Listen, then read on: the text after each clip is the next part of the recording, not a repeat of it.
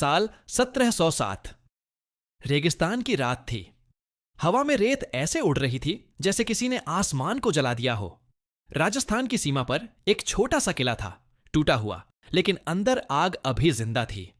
उस किले का नाम था भैरवगढ़, और उस किले में छिपा था एक ऐसा राज जो अगर बाहर आ जाता तो पूरा साम्राज्य हिल जाता। किले में सिर्फ 32 सैनिक बचे थे। सामने दुश्मन की फौज, 500 से ज्यादा घुड़सवार। उनके पास तोपें थीं, तलवारें थीं और जीत का घमंड था। लेकिन भैरवगढ़ के अंदर था सिर्फ एक नाम, अर्जुन सिंह। अर्जुन सिंह कोई साधारण योद्धा नहीं था। लोग कहते थे वो तलवार नहीं चलाता, तूफान चलाता है।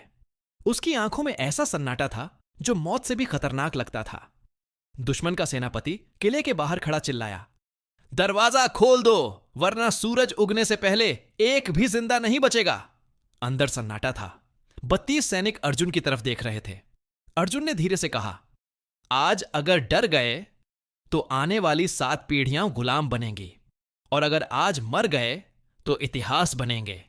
रात के तीसरे पहर किले का दरवाजा अचानक खुला। दुश्मन हंसा, ये खुद मरने आ रहे हैं। लेकिन अगले ही पल अंधेरे से 32 नहीं, 32 परछाइयां निकलीं।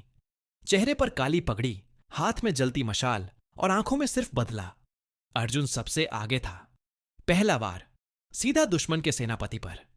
तलवार चमकी और घोड़ा खाली रह गया। अचानक किले की दीवारों से आग की लपटें उठीं। अर्जुन ने पहले ही घास और तेल फैलवा दिया था। दुश्मन की फौज चारों तरफ से आग में घिर गई।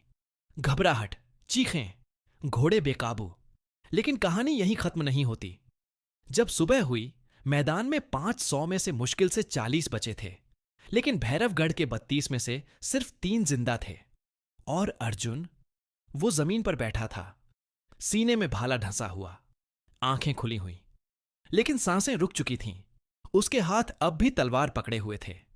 दुश्मन का बचा हुआ सैनिक धीरे से बोला, हम जीतने आए थे, लेकिन आज हमने हार का असली मतलब सीखा। भैरवगढ़ का किला गिर गया, लेकिन उस रात एक कहानी जन्मी।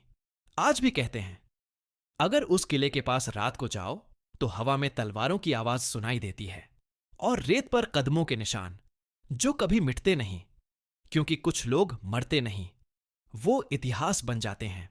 अगर आप भी मानते हैं कि असली ताकत दिल में होती है, तो इस वीडियो को लाइक करें, कमेंट में लिखें इंसानियत सबसे बड़ी, और ऐसी ही दमदार स्टोरी के लिए अभी चैनल को सब्सक्राइब कर लें।